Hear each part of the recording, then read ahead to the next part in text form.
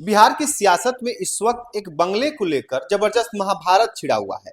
पूर्व मुख्यमंत्री राबड़ी देवी को उनका 21 साल पुराना आशियाना यानी 10 नंबर सरकारी बंगला खाली करने का नोटिस थमा दिया गया है। यह वही बंगला है जो सालों से आरजेडी की सियासत का गवाह रहा है। अब यह बंगला नीतीश सरकार के मंत्री नंदकिशोर राम को अलर्ट हो चुका है। लेकिन ट्विस्ट ये नहीं है कि बंगला खाली करना है, ट्विस्ट ये है कि राबड़ी देवी को जो नया पता मिला है 39 हॉर्डिंग रोड, उसे बिहार की राजनीति में बेहद अनलकी और शापित मानी जाती है। जैसे ही खाली करने का नोटिस मिला, राबड़ी देवी का गुस्सा 7वें आसमान पर पहुंच गया। उन्होंने सरकार को बुरा भला कहना शुरू कर दिया। सरकार चाहे जो कर ले, पुलिस भेजकर मेरा बंगला खाली करा ले, मैं खुद से खाली नहीं करूंगी, कह दी। और हुआ भी यही। बयान के कुछ ही घंटों बाद पटना के सचिवालय थाने की पुलिस और जिला प्रशासन की टीम राबड़ी आवास पहुंच गई।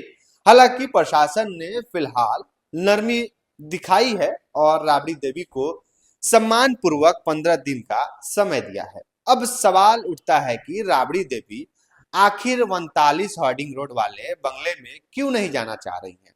बतौर नेता प्रतिपक्ष उन्हें यही बंगला मिला है, लेकिन इस बंगले का इतिहास ऐसा है कि बड़े बड़े सुरमाओं के पसीने छूट जाते हैं। राजनीति के गलियारों में चर्चा है कि इस बंगले में जो भी नेता रहा उसका सियासी करियर खत्म हो चुका है, वो दोबारा कभी मंत्री नहीं बन पाया है। देखिए, हम एक एक करके आपको नाम बता देते हैं। आइए आपको दिखाते हैं इस अनलकी बंगले का वो ब्लैक लिस्टेड रिकॉर्ड और समझिए इसको।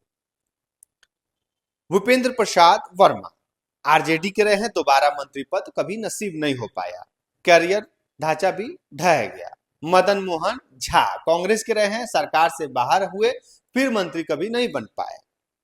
अब देखिए शमीम अहमद जो आरजेडी के थे, इस बंगले में रहने के बाद सियासी ग्राफ ऐसे गिरा कि कभी उठ ही नहीं पाया।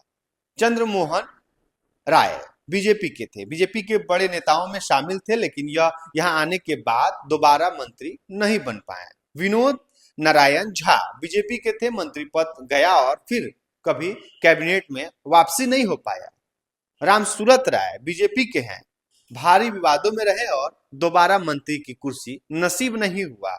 ऊपर जितने भी नाम आपने देखे, ये सब बिहार की राजनीति के कद्दावर चेहरे रहे हैं, लेकिन 39 हार्डिंग रोड में कदम रखते ही मानो इनके राजनीतिक करियर पर ग्रहण लग गया।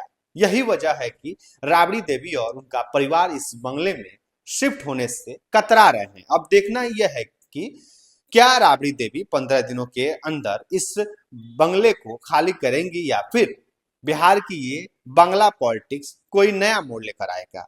आप इस पूरे विवाद और इस अनलकी बंगले के अंधविश्वास पर क्या सोचते हैं, कमेंट बॉक्स में जरूर हमसे साझा कीजिएगा। बहुत बहुत धन्यवाद।